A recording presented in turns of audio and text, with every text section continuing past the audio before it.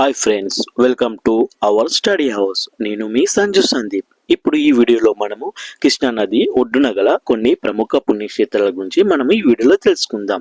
తెలుసుకోబోయే ముందు కృష్ణా నది యొక్క జన్మస్థలం ఎక్కడుందో కూడా మనం తెలుసుకుందాం.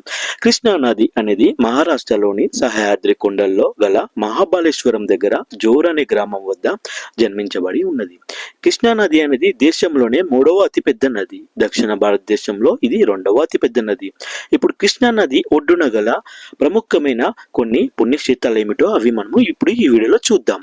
జోగులాంబ, నవబ్రహ్మ, సంగమేశ్వర ఆలయాలు అనేవి అలంపూర్, జోగులాంబ, గద్వాల్ దగ్గర కలవు.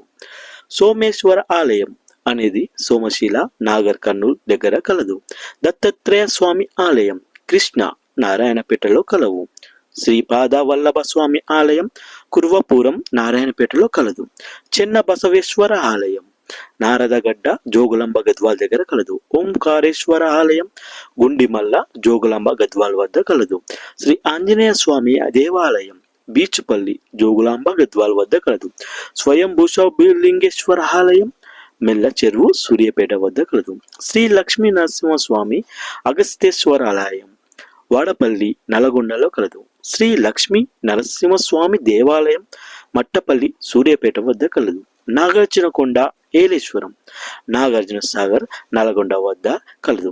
చూశారుగా ఫ్రెండ్స్, కృష్ణా నది నడి ఒడ్డున గల కొన్ని ముఖ్యమైన పుణ్యక్షేత్రము.